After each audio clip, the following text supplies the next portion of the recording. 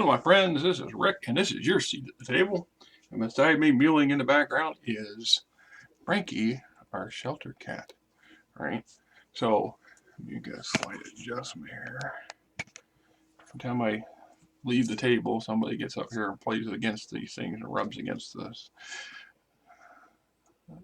apparatus, I guess. Anyway, this is Star Wars Gamemaster Handbook for 2nd edition by West End Games. A lot of game systems will come out with basically a guide for new or inexperienced players and game masters to take advantage of, to give you lots of good advice and suggestions on how to run things. And these things are also useful for more experienced gamers, as it gives you possibly new thoughts and ideas on things that you may not have looked at, or allows you to kind of refresh yourself, or to reinvigorate your style and game system by allowing you to tap into other people's opinions on how things should be run. So this was published in 1993, and getting toward the end of West End Games' franchise on Star Wars. And so what we have is beginning adventure, Star Wars adventure settings, game master characters, encounters, equipment, artifacts, props, improvising, campaigns, and then Tales of the Smoking Blaster, a ready-to-run campaign. So we have our introduction talking about being a beginning game master, experienced game masters. The book has a chapter covering each important facet of game design, creating adventures, settings, game master characters, encounters, equipment, artifacts. Also has chapters on dealing with using props in your game, how to learn how to improvise adventures. Everybody needs a good prop once in a while, right? You just can't go. You can't travel the galaxy without a good blaster, my friend. Etc. etc. You gonna go out there now? See, now she can open the door and get out. And adventure, chapter 1, beginning adventures, coming up with good story ideas, developing a plot, translating episodes, making final preparations, create player characters, creating improvised Star Wars. Create an improvised Star Wars movie. That's pretty much what you're doing. Come up with a good story idea, keep it simple, develop a plot around that idea. It says when you design your first few adventures, you should use the Star Wars movies as a pattern to stay close to the style of the movies in regard to plotting and drama. The easiest way to do this is to break your basic idea down into a series of episodes and scenes. Often this will require adding a lot more information to the story. So we got getting the right tone, plot structure, episode 1, episode 2, episode 3, beyond, locations. Don't worry about detailing locations that you don't expect the player characters to go to. You don't need a map for Anchorhead when the characters will most likely go straight to Mos Eisley. There's also a chance the characters will, for reasons plausible only to themselves, go to Anchorhead instead, and that you will have to improvise an episode in Anchorhead, but there is also just as likely a chance the characters will do something totally unpredictable, such as go hunting for crate dragons, which you would have to make up anyway. Right. So that's a lesson that we all learn over time, is just how much preparation, how much world building you need to do or want to do in advance of what you're going to run, because you can, I think we're all at one point or another have overextended ourselves in that aspect just as much as underextended ourselves. And then we've got game master characters, assignments, translating these episodes into game turns, setting limits, the skirmish method, streamlining. Right here says if you want to get a better understanding of the rules, you may want to use the skirmish method. Instead of running an entire adventure, you might just want to go get 1 or 2 players together for just a run, a detailed combat between characters, a starship battle, a chase, or a battle between the Force users. This gives you the advantage of being able to concentrate on just one aspect of the rules without having to worry about how it affects the adventure. Because of this, you can also replay the situations that are particularly difficult for you until you become completely comfortable with the rules. That's pretty much reminding the rules. This is something, because there's a lot of talk over the last 5-6 years about too much rules, too little rules, blah blah blah. So here it talks about streamlining. There are several areas where the rules are more detailed than is necessary for beginning adventures. One of the prominent rules areas are those revolving around the chase and movement system. Here's a quick way of showing how you can streamline these rules. When you run a chase scene, you will usually want to feel the gameplay that reflect the fast and dangerous feel of the chase itself. To begin with, you should reduce the situation to its basic elements. Think to yourself, what is the most important here? In the chase, these elements are: why is the chase happening? How would it be finished? How far apart are the vehicles? How fast are the vehicles? Have both operators kept control? Everything else about the chase, from the chase ends to combat during the chase, is based on these factors. Right? So the best way to set up the situation where the rules can be streamlined is to have only two participants in the chase with vehicles that travel at the same speed. Then the chase is simply a matter of matching driver skills against the terrain and each other. As an illusion, look at this example as a chase between two Icasa Ado Night Falcon speeder bikes, etc. So he walked you through that scenario. Make final preparations, beginning player characters. In your early games, you might want to limit the types of characters that players can choose from, where both you and the players are familiar with. That is a common, I don't want to say a mistake. It's not a mistake. How you want to play, how you want to run your game is on you and your players, of course. But a lot of times we'll have new players or inexperienced players come in, or inexperienced game masters, and somebody wants to get more and more elaborate characters. They want those multi-race, multi-class entities that are extremely complex to operate, to run, and to understand, and sometimes it's too much. I have had a lot of new players come in, and they get glossy-eyed by the sheer amount of options that are available in the player handbook alone, and try to become something that does everything and nothing well, right? So sometimes better off. Simplicity is not always a bad thing. Creating an improvised Star Wars movie, performing, troubleshooting, most important, relax. All this may sound like a lot of things to remember, but everything in this chapter and the chapters that follow is geared toward helping you run a better game. The key is to relax and have fun and let the game take care of itself. With a little practice, you can learn a lot about the game mastering, how to create a great Star Wars adventure. A little work and effort and experience. Start simple, work your way up. Expect challenges, expect to fail.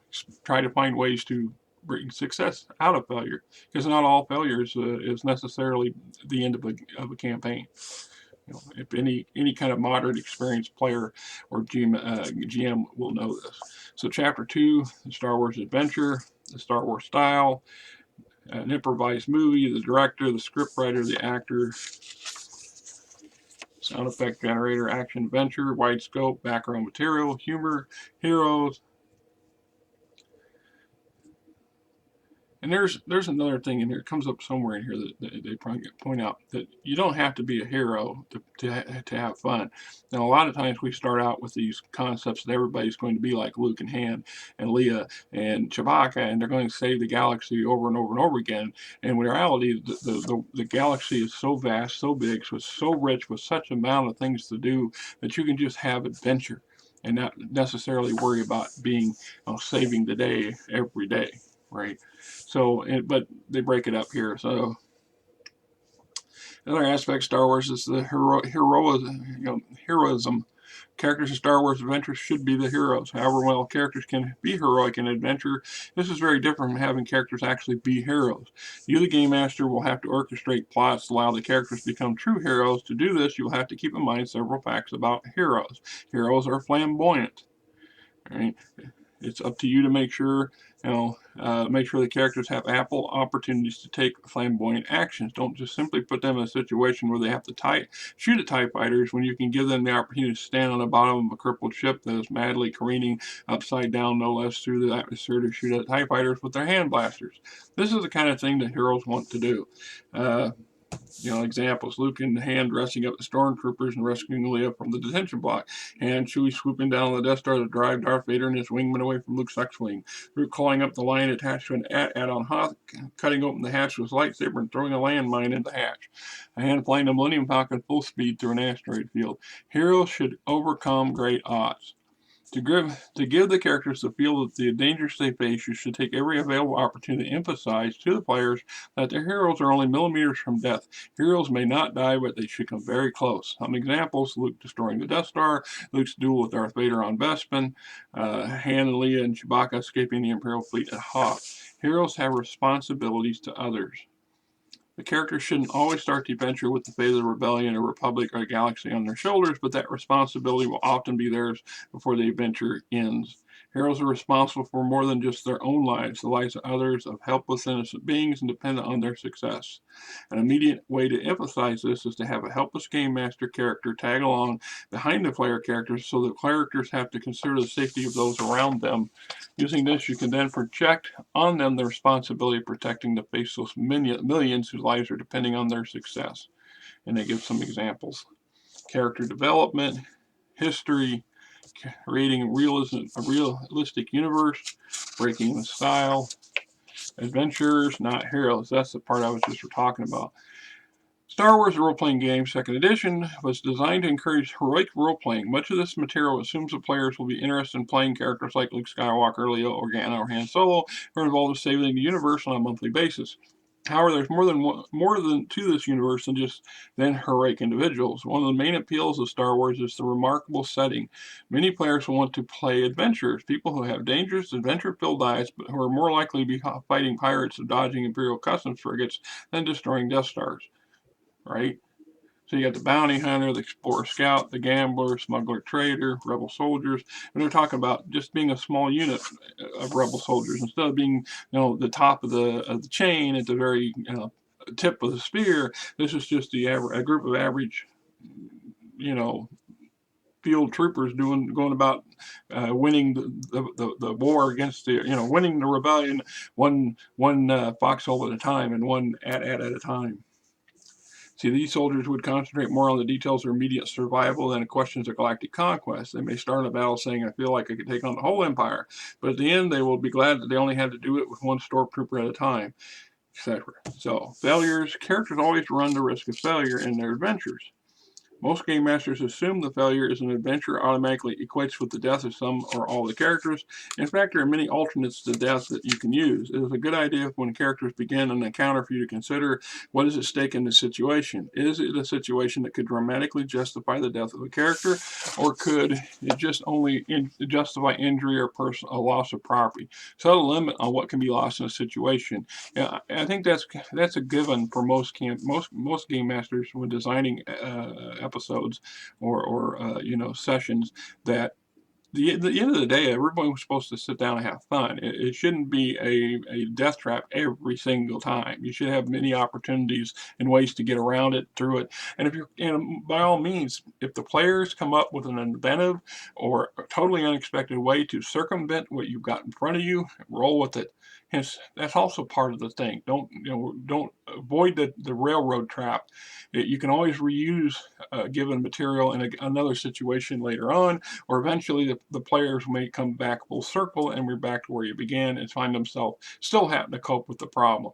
If the piece of what they need to do is vital to the success of the overall campaign or that section thereof, find a way to reintroduce it without it seeming like you're just throwing it right back in front of their feet. Otherwise, reward them for being spontaneous and adventurous and not take it personal. Making the most of failure. Capture, damage or lost equipment, complications, surprises, injuries. These are all tools that most GMs have used at one time or another, or many times. So if you got a group of people who's got way too much stuff, failure can be an opportunity to unload them of some of that stuff. Perhaps making up another potential adventure as they try to pursue reclaiming their stuff if they're really attached to it. Injury is always part of it, and I've had some successful adventures that end up becoming a rescue mission. Start out to go conquer the dragon's horde and end up having to get your 2 or your 5 buddies back to a healer somewhere before their lifeblood oozes out of them. It just works out. Complications, surprising options. Have tried designing an adventure where all the conflicts and encounters can be resolved through role-playing, i.e. no dice. Characters spend most of their adventure talking to and questioning Game Master characters, or they could be searching for something. And this works when you got a group of people who are into that, and if you got people who are into not into that, you may not be successful at it. Lots of dice. Try designing an adventure that's paced like an action adventure movie. Be a constant action, danger, etc., etc. Scope, strategy, trap.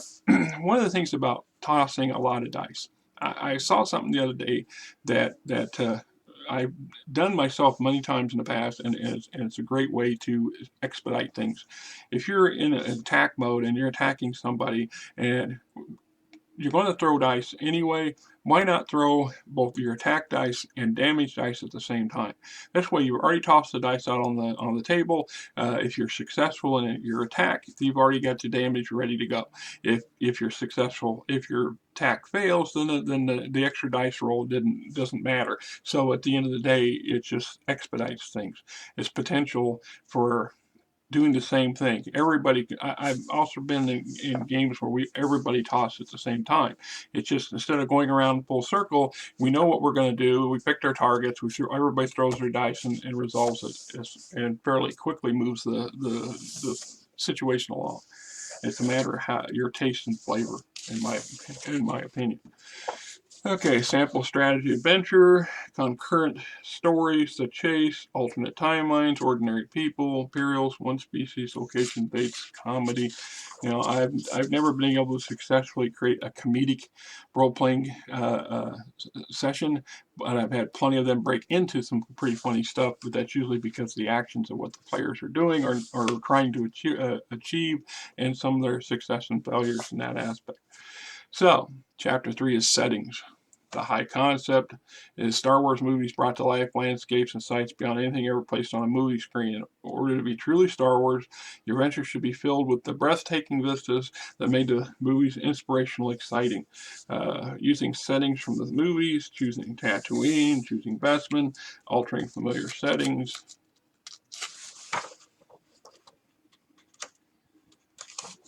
Right. Star Wars material, using exotic settings, using ordinary locations, like the energy station. Most locations on Earth have a unique Star Wars counterpart. Take a self-service gas station as an example and think about all the parts that constitute one of these stations.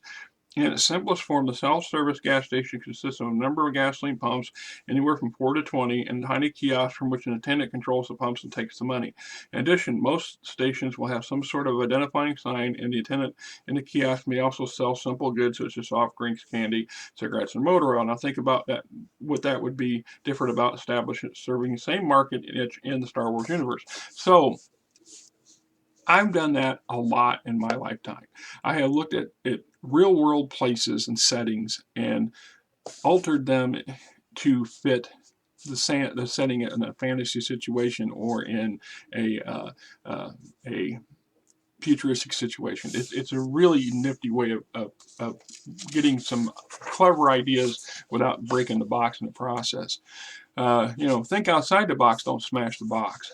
Fictional settings, hints on conversion, original settings, brainstorming method, converting, map painting method, word association method, research method, preparing settings for play, the name, the type of the location setup, physical description,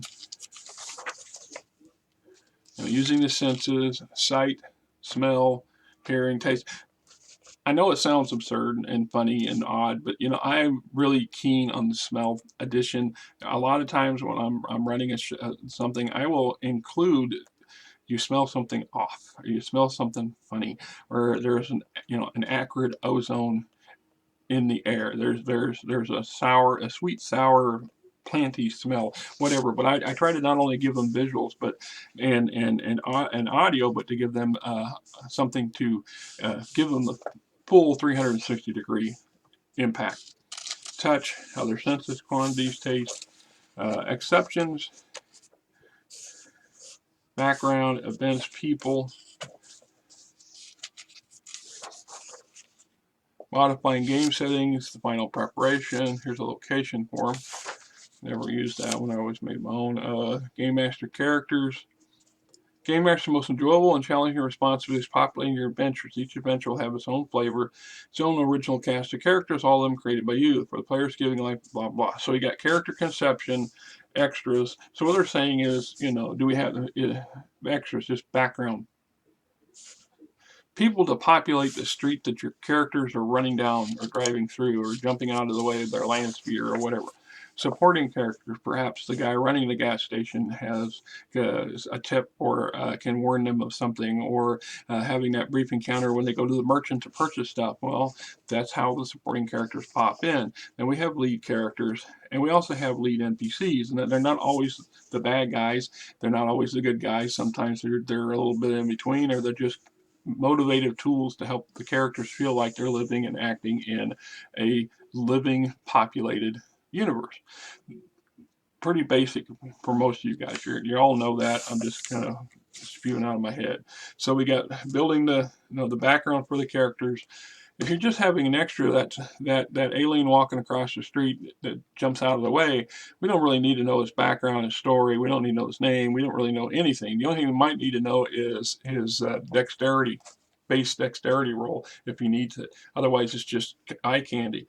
That supporting character, that clerk at the gas station, for example, you might want to have a bit more information on that, and it doesn't have to be much more than a line or two, just to give you a flavor when you that person interacts with the NPC, interacts with the characters.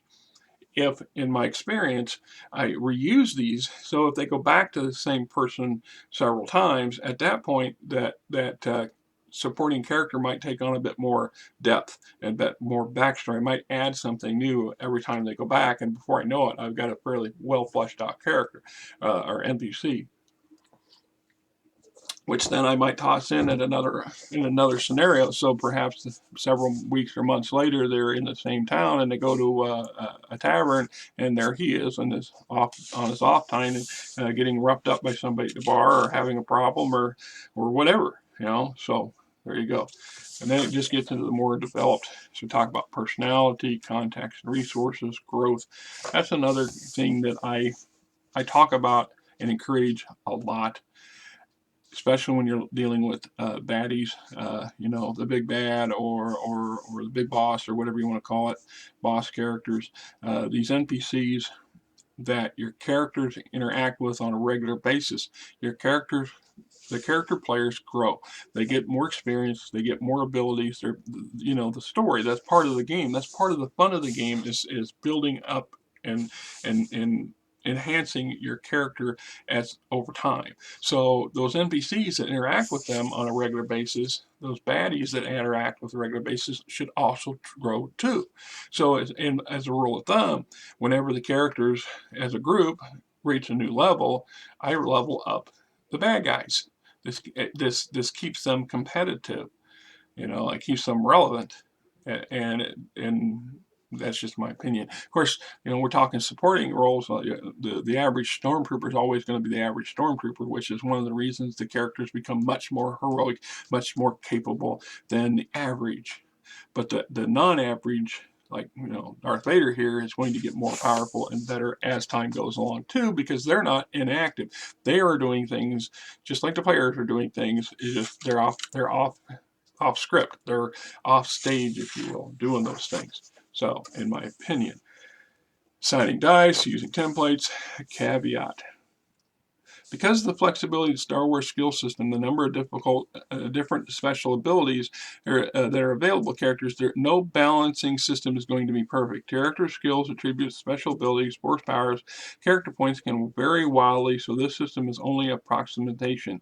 And here's some hints, blah, blah. So, you know, the universal standard, character levels, character types, role-playing game master characters, record keeping, and experience. We all know a successful GM is part of it is bookkeeping, keeping track of what's gone before, what things have been done, what has been possibly used up, if there were if there were NPC deaths, how these were, relevant to your campaign. If that same gas station attendant is killed in that bar fight because the heroes were unable to intervene or unable to successfully revive them, then perhaps that they've now lost a potential source of information. They think that they can't go back. If they go back to the gas station, somebody brand new is there, and they have probably no idea what these guys want or how they can help them and things like this. Well, I make notes of that stuff. That's in part for continuity. For being realistic and realism. So I don't want to reintroduce a dead character by accident later down the road. It can happen because you can get sheer numbers of things going off. I've got notebooks, thick notebooks of stuff. In fact, I'm going to do a video a little later on one that I dug out of my boxes here a while back and found, or rediscovered, I should say, as an example. So, using your allies, the extra Gamemaster Gore, the major character Republican Senator, character log, ways to help keep track of your stuff, a more detailed character log. So you're supporting. Remember, your extras don't need anything other than maybe a very brief jot note on a piece of paper. Your supporting characters need a little bit more information, and your detailed NPCs need as much information as your player characters do. At least the basics. Chapter 5 encounters, first encounters, reoccurring characters, which I'm a big fan of. Multiple characters, main character objective, player characters of the location, role playing the scene, plotting, difficulty levels, number of opponents, believability. Let's take this here for a minute. The number of opponents.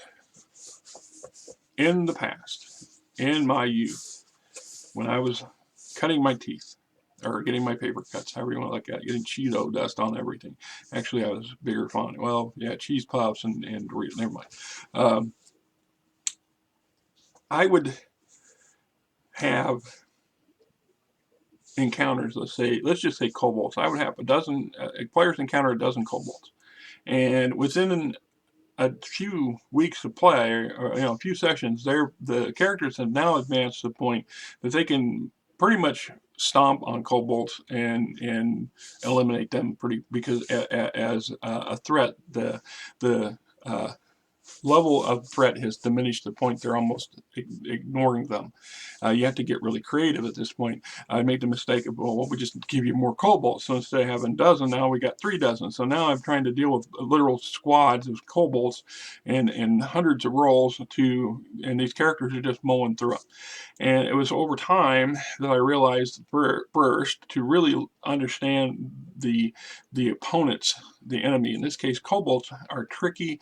They're fond of traps. They're clever, even if they're blah blah blah. You can use them in very clever ways, and because instead of them directly attacking the players, they start using traps and things from range and trying to drop rocks on their heads from the caves above or things like this. Another step I learned as I progressed was that, once again, as it said in the previous chapter, characters grow, NPCs grow, the bad guys can grow. So if there's a group of kobolds, there's every reason to believe that within that group there may be a kobold champion who is a much more advanced level of skills and capabilities and hit points and things like this. So potentially the kobold, the characters have rained ruin and devastation on a kobold tribe to the point where finally the elders and their version of heroes step up and take a run and get the characters, good or bad. Just that's how things can play out. Working on much more. Oh my God! How can there be the equivalent of an eighth level kobold martial artist? Think about that for a minute. Is it possible? Well, they didn't see that coming, right? Players get their butts handed to them by a kobold that they take it for all this time before this. They took it for granted. This guy steps up with the little band wrapped around his head and a calm demeanor that's not nonplussed and not timid looking at all. Maybe they should have took the warning signs that this was not their average Joe kobold. So, anyway. Example of staging: surprises, encounter results, success and failures. And something about surprises. Characters and players love surprises and they hate surprises, because there are surprises and there are surprises. So if the characters have been going through, wading their way through a dungeon full of kobolds, and even had to run, almost got their their lives beat out of them by a very adept martial artist kobold, having them turn the corner and run into a random black dragon sitting in the middle of a lake or something, underground lake, that they weren't expecting to run into, it's not the sort of surprise that anybody's going to appreciate if you're just throwing it in there for no effing reason. If there's a reason, because perhaps it's the black dragon is the big boss who the kobold's tribe has been enslaved to, and you might have dropped a hint or two along the way, or that there may be a dragon at the end of the tunnel, or not. But they're surprised and they're surprised. Don't always be upset if your surprises don't go off like you hope they do. Success and failure. Possible encounters, combat encounters, role-playing encounters, background encounters, objects. See, that's another thing. As I got older, I'm far more appreciative of anything but combat encounters. I love good combat, don't get me wrong, and they have a place and time. And if the characters initiate them, then so be it. And whenever plausible, I prefer that to be a resolution that doesn't necessarily have to spend 3 hours of tossing dice around the table and moving, and seeing who's doing what. If we can expedite things by not having that lethal encounter in the first place, as I've said before many times. Also, I also believe in self-preservation. NPCs are thinking beings; they're not ignorant. Those kobolds at some point are going to realize that they are totally screwed, and if they can't do anything to prevent the characters from doing what they're doing, they're not just going to keep running in there and get mowed down until they're extinct. They're going to stop and they're going to run away. They're going to hide. The remains are going to slink away somewhere. And it's the same thing in any situation. So if you run into an alley and there's a bunch of thugs there, and you take the head off of the lead thug, take a chance, roll a dice, make a decision. Just ask yourself, what would the rest of the thugs do if the first they thought they had the upper hand, and a second later their top dog's heads rolling through the dirt and mud and the horse dung? I think they'd run. Just saying. I like to throw a dice to determine their reaction to such a situation. That way, it's a totally random thing, and if they stick around for another round of fighting, well, that's the way the dice roll. Background encounters, objects, like I said, animals, frightened animals, surprise, guard animals, comic relief, explorers, friendly animals, defending the territory, young. Creatures are often underutilized in role-playing campaigns, and in many of my observations. When they talk about out there in the field and you're camping for the night, you set a watch. It doesn't have to be a roving band of bugbears that come up on you. It could just be a couple deer that are startled and come crashing through your campsite, or a big old hoot owl that's perched up in a tree 20 feet away that just simply won't shut up. It keeps your characters up all night. So you see, there's how do they cope with it? How do they deal with it? Can they communicate with it? This is where that druid comes in handy, or that ranger. And if not, maybe they just get fed up with it and move camp. All right, you find out the damn thing followed them. So utilize them to their full ability, keeping in mind that most wild animals, for the most part, are not going to be extremely dangerous to the characters, but they can cause confusion, consternation, comic relief, annoyance, but they still count as an encounter. And if your characters, if you go back to dealing with the old system of adding experience points for encounters, right now with 5th edition and my D&D Beyond campaign, I'm working with the milestone method because that's what the players preferred.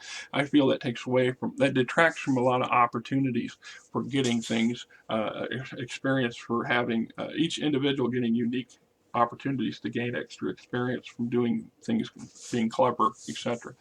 It's oversimplifies the system, and I'm not keen on it, but that's my personal opinion. Having encounters doesn't have to always result in combat. It doesn't always have to result in something spectacular happening. Like I said, it could be simple as a damn hoot owl above the campsite that won't shut up. And how do you cope with it? How do you deal with it? You know, and that in and of itself is an encounter and accounts for gaining experience. It's in how you handle the situation, and the outcome of that situation is the amount of experience they get. Because there are systems, the 3.5 system at some point, when your ECL, your estimated combat level or whatever for your bad guy or your encounters drops to a certain point, it's implied that you shouldn't get experience at all. So if you wade through an army of kobolds that are half a hit die, and your guys are 10th level, then your characters would never see a hit point for or an experience point for that effort, which I think is not really fair. You should get at least a basic amount of experience for it. It's just part of the payoff of having that experience system. That's one reason why some game systems don't use experience system, right? They use something else like points based off of time or effort or whatever. So chapter 6, equipment and artifacts, creating artifacts and devices, introducing new stuff, don't make the devices too advanced, increment leaks in technology, remember your character's ability, disposable technology, don't skimp on the villain's equipment, restricting access to the players.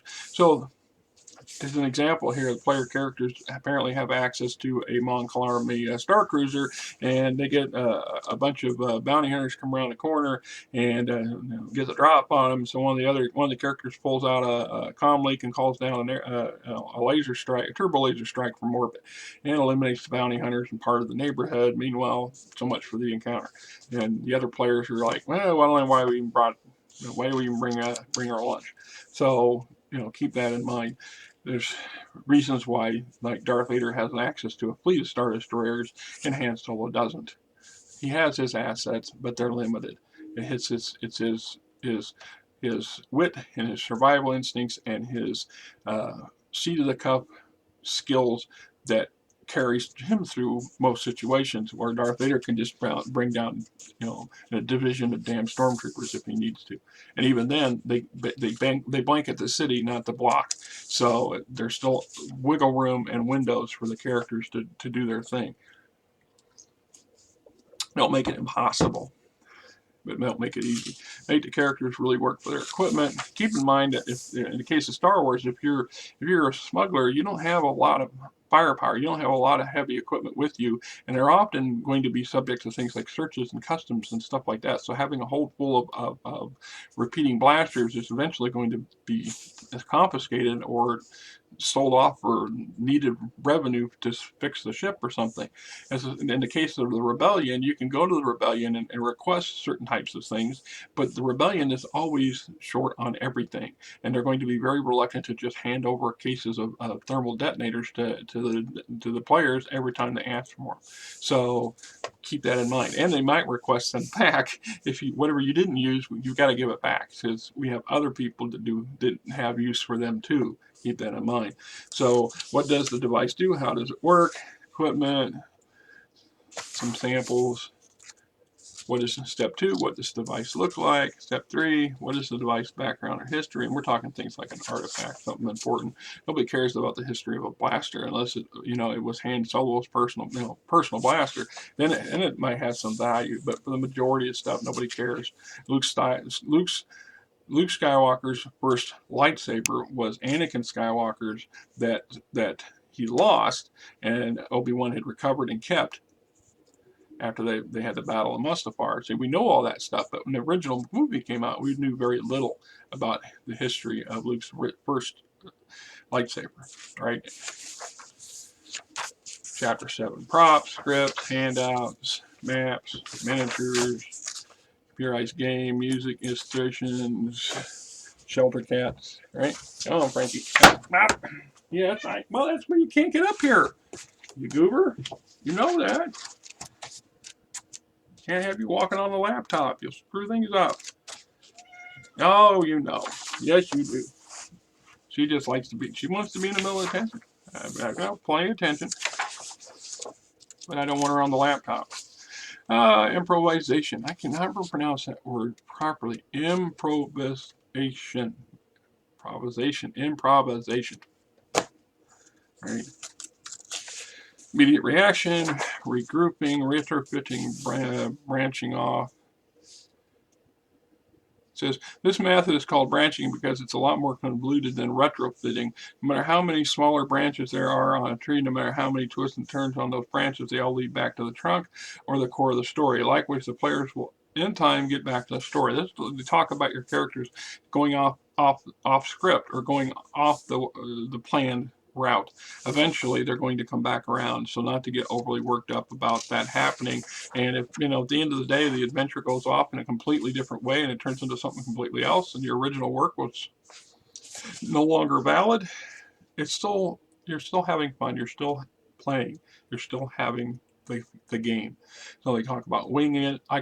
This winging it here, I call it firing from the hip, being, you know, reacting to the players as the players act. So it's takes a bit of skill and some knack. And one of the key things is not to get too frustrated too fast because of, and as a GM, if things speed up too far, too fast, and they go too far off script, if you have to stop and pause and say, look, I need to regroup as a GM. We need to, because we are now off into unknown territory and I have no clue where to go or what to do with this. At that point, stop the group, stop the play, and maybe have a brainstorming session with the players, ask their opinions, get what they want to do. Has anything changed from the previous couple of game sessions or whatever? Don't take it personal. Don't get too upset about it. I'm guilty of this on more than occasions, I like to admit. Prepared improvisation. I've learned that too. I've learned the hard way to take into account that players will be players and they will do things. You cannot cover every contingency and to not try. To try to get as many basics as in line, to get as much prep work to do the basics as you can, but to know that things are going to potentially go off the path, and if so, to try to roll with it and then regroup, and then in between sessions, adjust for it. So be ready so the characters come back. Everybody comes back in a month. We all sit back down at the table and start playing again, and we pick up where we left off. I've got a better idea of where to go from or what to deal with on the new path that the players have taken. And if it looks that they're going to go back to the main story, then the main story is still sitting there. It's just a matter of back to notes, keeping notes, lots and lots of copious notes. Just saying. So we talk about pre-generating character encounters, subplots, plots within plots, starting from scratch. Final note on improvising. Chapter 9 is talking about designing campaigns, the starting point, types of campaign, the tone, base of operations, what's the overall goal, you know, how their characters are going to affect the universe, the player characters themselves. This right here. When devising a campaign, the player characters are central to the events that will unfold. Therefore, the player characters deserve as much consideration as the other elements of the game. In designing player characters, Game Master should work with the players to build a history up for each character. How and why is the character the way he is? Where did he come from? Where is his likes and dislikes? What does the character look like? What, etc., etc. As time goes by, the campaign characters will come and go, and some will last for a long time. Those last event will eventually exhibit personality, something which usually manifests itself in the form of reactions to events that the Game Master throws at them. Right? Campaign outline, time and setting. At the end of the day, it's the player characters that are the stars of whatever we're doing. You know, as a GM, we can create a vast, elaborate world, and if we're just going to sit, and I've been guilty of that in my past. I've been with a lot of other GMs who are really guilty of it, where they overload the background, they overload the backstory, they overload everything, and it becomes a show or a circus that the players are just there to observe and not interact with, and not really truly interact with, and they get bored with it. And some of them really get, as players, they rightfully get upset about. You know, we talk about player agency. we also should talk about Game Master Agency, because they go hand in hand. As a brief example, if you know anything about the Road Warrior or Mad Max, any of the Mad Max movies, the story goes that every character has a backstory. Every item has a backstory. Every vehicle has a backstory. And then some of them, and when they develop them, they put them all in these cards, and they put them up on their tree on their wall and show how things work. But everything has a story. The gun in the case with the bad guy pulls out to put a bullet through the radiator of the truck that Mad Max is driving. That whole case, gun, and the metals in it all had backstory. We don't know that. We don't see that. The players, the people in the story, only the person pertinent to that gives that particular gun and that case would know this. But the creators behind the scenes went to extreme levels, because that's what the director or the producer, the director wanted. That's just, Google it, it's out there. Beyond the main story, continuing, subtle villain, populating the universe, keeping characters hungry. Yeah, it says one of the detrimental side effects of the long-running campaign is any players who are at least half competent will begin to accumulate wealth, material possession, skills, in rather large amounts. Time this can threaten the game balance as the player's freighter becomes modified and refitted so many times. Now is the firepower of a Star Destroyer. Then you may have problems. Any campaign where your characters or your players do not have some major risk in their game will rapidly degenerate into a boring waste of time. The thrill, suspense, and tension will vanish. So will player interest. Goes on and gives you some advice. Suitable villain. Sometimes we create campaigns. We come up with a great idea for a big bad, and the whole campaign gets generated from the GM's perspective around that big bad or that bad artifact or whatever, and we forget that perhaps it's not suited or appropriate for the player characters and their choices, and forcing to continue down the path against something that they're not suited for, or outgunned by, really truly outgunned by, or has absolutely nothing to do with what their personal goals and life expectancies are or beliefs are, is kind of detrimental to the underlying layers of gameplay, in my opinion. Another thing is keeping your villains subtle. In the truth, we don't see the encounter against the Emperor till crucial moments. Luke has to encounter many layers of resistance until he eventually is brought by Darth Vader in front of the Emperor and have that one-on-one confrontation.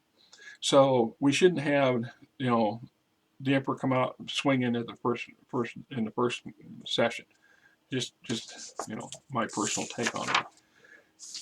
Keeping the characters hungry, campaign develops, putting the characters in their place. Back to that player agency and game master agency. No matter how powerful someone is, there's always someone out there who's even more powerful. Excessively powerful player characters near ultra souped up ships will either attract lots of smugglers and pirates anxious to make a name for themselves by eliminating the characters, or an empire that does not take too kindly to having excessive firepower in a non-imperial hand. As characters gain in power and experience, it is ever so important to prove this fact to the players in occasional adventure, i.e., they can have the most powerful ship out there. The Millennium Falcon breaks down on a regular basis. It gets shot at a lot. Sooner or later, they're going to keep running. They're going to run out of places to run and hide. You have plenty of bounty hunters come after you, but eventually Boba Fett comes after you and you're done.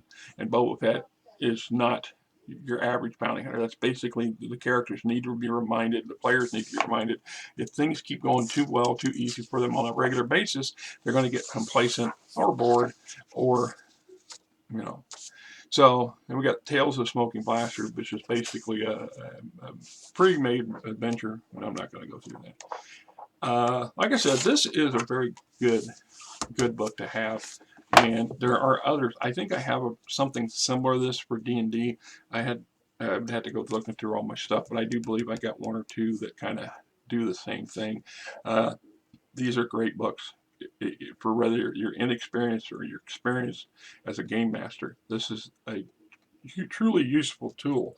And I have made myself go through this book a number of times over the years to reinforce my own thoughts and opinions, also to help me realign things, because I can, we develop and grow as ourselves, as experience and time. We become more jaded too. Sometimes we tend to get too narrow. Our box gets too small, or we literally broke the box and we're off in a wilderness somewhere, and we need to get grounded a bit, and something like this is very useful for that.